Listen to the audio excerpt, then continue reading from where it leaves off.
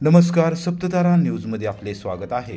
आज मंगळवार दिनांक 7 जानेवारी 2025 न्यूज बुलेटिनमध्ये जाणून घेऊया आजच्या ठळक घडामोडी। पाल खंडोबाची यात्रा आता राज्यभरातील भाविक एका क्लिकवर पाहू शकणार। जिल्हाधिकारी संतोष पाटील यांनी घेतला यात्रा नियोजनाचा आढावा। महाराष्ट्रासह कर्नाटकातील असंख्य भाविक भक्तांचे श्रद्धास्थान असलेल्या कराड तालुक्यातील पाल येथील खंडोबा देवाची यात्रा शनिवार दिनांक 11 जानेवारी रोजी साजरी होत आहे। या पार्श्वभूमीवर सोमवारी सायंकाळी 5 वाजता पाल येथे प्रशासनाची नियोजन बैठक झाली। पाल खंडोबाची यात्रा आता राज्यभरातील भाविक एका क्लिकवर पाहू शकणार अशी व्यवस्था केली जाणार आहे। जिल्हाधिकारी संतोष पाटील यांनी स्वतः उपस्थित राहून यात्रा नियोजनाचा आढावा घेतला। अलीकडच्या काळामध्ये उत्सवामध्ये लोकांच्या गरजा वाढलेल्या आहेत, त्या पद्धतीने सुविधा देणे गरजेचे आहे। सुविधा देताना उपलब्ध असणारे स्रोत हे मर्यादित आहे, त्यामुळे कमी स्रोतामध्ये योग्य नियोजन करून खंडोबा यात्रा कोणत्याही अपघाताशिवाय आनंदाने पार पाडावी असे आवाहन जिल्हाधिकारी पाटील यांनी केले। यावेळी आमदार मनोजदादा घोरपडे, अप्पर पोलीस अधीक्षक वैशाली कडूकर, कराडचे प्रांताधिकारी अतुल मेहत्रे, तहसीलदार कल्पना ढवळे, गटविकास अधिकारी प्रताप पाटील मानकरी, देवराज पाटील, उमरतचे सहाय्यक पोलीस निरीक्षक रवींद्र भोरे, सरपंच सुनीता घाडगे, उपसरपंच गणेश खंडाई, सुरेश पाटील यावेळी उपस्थित होते। आमदार मनोज घोरपडे म्हणाले, महाराष्ट्राच्या लाखो भाविकांचे खंडोबा हे कुलदैवत आहे। यात्रा काळामध्ये सर्व विभागाच्या विचाराने आराखडा तयार करावा। देवस्थानचे प्रलंबित विषय आहेत, यामध्ये यात्रेच्या अनुषंगाने बैठक घेऊन देवस्थानचे नियोजन केल्यास या देवस्थानला पर्यटन दर्जा मिळेल। या गावचा कायमस्वरूपी एसटी बसस्थानकाचा विषय महत्त्वाचा आहे। शासनाने पुनर्वसन विभागाची जागा बसस्थानकासाठी उपलब्ध करून देण्यासाठी पाठपुरावा करणार असल्याचे त्यांनी सांगितले। माणसाकांताच्या या नगरीमध्ये दरवर्षीप्रमाणे याही वर्षी मोठ्या आनंदामध्ये उत्सव साजरा होतो। या उत्सवासाठी स्थानिक देवस्थान ट्रस्ट असेल, ग्रामपंचायत असेल, जिल्हा प्रशासनाचे सर्व विभाग असतील यांच्या वतीनं पूर्वतयारीसाठी मागे बैठक झालेली होती। त्यामध्ये सर्व नियोजन करण्यात आलेलं होतं। त्या नियोजनाप्रमाणे झालेल्या कामकाजाचा आढावा घेण्यासाठी आज या विभागाचे विधानसभा सदस्य आमदार मनोजदादा घोरपडे, त्याचबरोबर ट्रस्ट, ग्रामपंचायत आणि सर्व प्रशासकीय विभाग यांच्या उपस्थितीमध्ये आढावा बैठक झाली।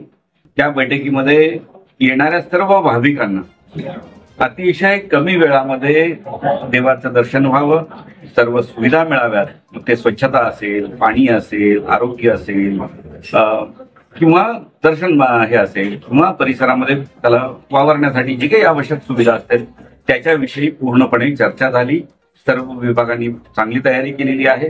काही नव्यानं सूचना दिलेल्या आहेत, त्याचीही तयारी आगामी 2-3 दिवसामध्ये पूर्ण होईल आणि मला खात्री आहे की या गावातील सर्व नागरिक जे आहे या लग्नाचं म्हणजे या मूळ सोहळा जो आहे तो माणसाकांताचं लग्न आहे आणि त्या सोहळ्यासाठी सर्वजण त्यांनी आयोजक म्हणून हे सहभागी होत आहेत। येणाऱ्या सर्व पाहुण्यांचं, सर्व भाविकांचं आपण सर्वजण मिळून अतिशय आनंदाने स्वागत करणार आहोत, त्यांची व्यवस्था करणार आहोत आणि मला खात्री आहे की हा सोहळा निश्चितपणे पुढील सर्व वर्षांसाठी लक्षात राहण्यासारखा होईल आणि पत्रकार बांधव असतील, सर्व इतर नागरिक असतील यांचंही आम्हाला निश्चितपणे सहकार्य लाभणार आहे। हा सोहळा केवळ इथे येणाऱ्या भाविकांपर्यंत मर्यादित आपल्याला ठेवायचा नाहीये, तर महाराष्ट्राच्या आजूबाजूच्या राज्यातील जे माणसाकांताचे भाविक आहेत यांच्यापर्यंत लाईव्ह टेलिकास्टच्या माध्यमातून, युट्यूबच्या माध्यमातून, फेसबुक लाईव्हच्या माध्यमातून आपल्याला पोहोचवायचा आहे आणि निश्चितपणे त्या सर्वांना त्या देवदर्शनाचा आनंद द्यायचा आहे। रहमतपूरमध्ये आमदार मनोजदादा घोरपडे यांच्या जनता दरबारामध्ये 250 तक्रारींवर ऑन दी स्पॉट निर्णय, सामान्य जनतेमध्ये समाधानाचे वातावरण। कराड उत्तर विधानसभा मतदारसंघातील सर्वसामान्य जनतेचे प्रश्न सोडवण्याच्या उद्देशाने कराड उत्तरचे आमदार मनोजदादा घोरपडे यांच्या अध्यक्षतेखाली रहमतपूर येथील राधेश्याम मंगल कार्यालयात मंगळवारी सकाळी 11 वाजता आयोजित केलेल्या जनता दरबारामध्ये 250 तक्रारींवर ऑन दी स्पॉट फैसला करण्यात आला। प्रशासकीय खातेप्रमुख आणि अधिकाऱ्यांच्या उपस्थितीमध्ये झालेल्या या जनता दरबारामध्ये रहमतपूर शहरासह वाटार किरोली जिल्हा परिषद गटातील विविध गावातील ग्रामस्थ आणि शेतकऱ्यांच्या समस्या सोडवण्यात आल्या। प्रश्न जागेवर सुटल्याने सर्वसामान्य जनतेमध्ये समाधानाचे वातावरण आहे। कोरेगाव तालुक्यातील समाविष्ट गावांसाठी असलेल्या जनता दरबारामध्ये एकूण 333 पेक्षा पेक्षा जास्त तक्रारी दाखल झाल्या होत्या। त्यापैकी 250 तक्रारींवर जागेवर निर्णय घेण्यात आले। 83 तक्रारी प्रलंबित असून त्याबाबत प्रशासकीय अधिकाऱ्यांना कार्यवाही करण्याबाबतचे निर्देश आमदार मनोजदादा घोरपडे यांनी दिले आहेत। यावेळी पंचक्रोशी शिक्षण मंडळाच्या अध्यक्षा सौ चित्रलेखा माने कदम, माजी नगराध्यक्ष वासुदेव काका माने, संपतराव माने, नगरपालिकेतील तत्कालीन विरोधी पक्षनेते निलेश माने, प्रकाशबापू माने, ॲडव्होकेट विजयसिंह शिंदे, राजेंद्र घाडगे, प्रांताधिकारी अभिजित नाईक, तहसीलदार डॉक्टर संगमेश कोडे, गटविकास अधिकारी सुप्रिया चव्हाण यांच्यासह सार्वजनिक बांधकाम विभाग, जिल्हा परिषद बांधकाम विभागाचे उपअभियंता, महावितरण कंपनीचे उपकार्यकारी अभियंता, भूमी अभिलेख विभागाचे उपाधीक्षक, तालुका आरोग्य अधिकारी, महाराष्ट्र राज्य मार्ग परिवहन महामंडळाचे आगार व्यवस्थापक, तालुका कृषी अधिकारी, ग्रामीण पाणीपुरवठा विभागाचे उपअभियंता, गट शिक्षण अधिकाऱ्यांसह सर्व प्रशासकीय खाते प्रमुख, रहमतपूर शहर, वाटार किरोली जिल्हा परिषद गटातील ग्रामस्थ व महिला यावेळी उपस्थित होत्या। कोरेगावात एनसीसीच्या विद्यार्थ्यांनी अनुभवला पोलीस ठाण्यातील कामकाजाचा थरार, घेतली शस्त्रांची माहिती। पोलीस उन्नत दिन अर्थात रेंजिंग डेच्या पार्श्वभूमीवर कोरेगाव पोलीस ठाण्याच्या वतीने सरस्वती विद्यालयाच्या एनसीसी विद्यार्थ्यांना पोलीस ठाण्यात बोलावून घेऊन कामकाजाची माहिती देण्यात आली। विद्यार्थ्यांनी काही तास पोलीस ठाण्यातील कामकाजाचा थरार देखील अनुभवला। यावेळी त्यांनी शस्त्रांची माहिती घेतली। पोलीस उन्नत दिन हा एनसीसीच्या विद्यार्थ्यांना माहिती व्हावा या उद्देशाने पोलीस अधीक्षक समीर शेख यांनी सातारा जिल्ह्यातील प्रभारी अधिकाऱ्यांना उपक्रम हाती घेण्याबाबत सूचित केले होते।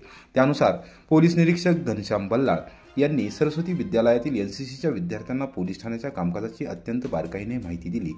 पोलीस दलाची पदाची रचना, शस्त्रे, दारुगोळा आदींची माहिती दिल्यानंतर या विद्यार्थ्यांनी नियमित चालणारे सर्वसाधारण कामकाज, बिनतारी संदेश, यंत्रणेची माहिती यासह कामकाजातील महत्त्वपूर्ण घटक असलेले पोलीस ठाणे अंमलदार, गुन्हे शाखा, गोपनीय शाखा, अभिलेख कक्ष, निर्भया पथक, संगणकीय कामकाज, पोलीस कोठडी, सुरक्षा, त्याचबरोबर प्रत्येक बीट आणि बीट अंमलदार यांच्या कामकाजाची माहिती पोलीस ठाण्यात नियुक्त असलेल्या पर्यवेक्षणाधीन पोलीस उपनिरीक्षकांनी दिली। विद्यार्थ्यांच्या सर्व शंकांचे यावेळी निरसन करण्यात आले। या उपक्रमाच्या यशस्वीतेसाठी सरस्वती विद्यालयाचे शिक्षक आणि पोलीस ठाण्याच्या गोपनीय विभागाचे अंमलदार धनाजी कदम आणि सुजित गोडसे यांनी परिश्रम घेतले। ऊस तोडणी सुरू असताना आंबोडेसमत कोरेगाव येथील शेतकरी अरुण जाधव यांचा मृत्यू, परिसरात शोककळा।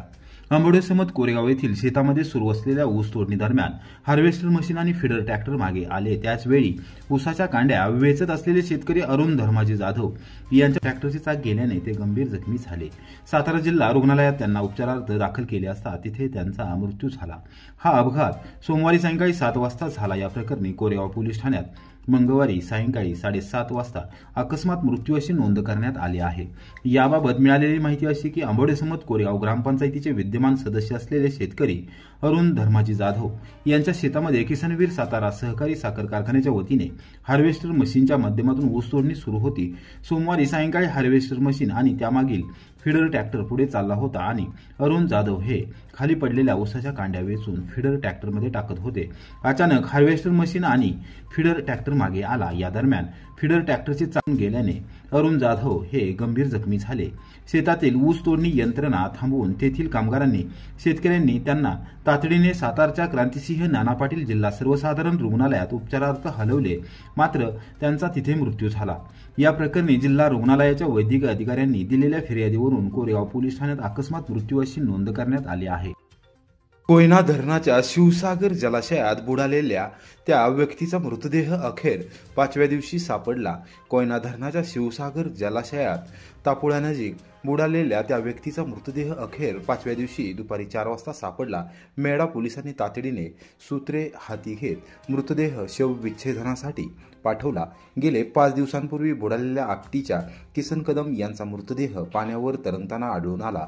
यानंतर मेढा पोलिसांनी घटनास्थळी धाव घेतली असून मृतदेह सायंकाळी 6 वाजता शवविच्छेदनासाठी मेढा ग्रामीण रुग्णालयात नेण्यात आला।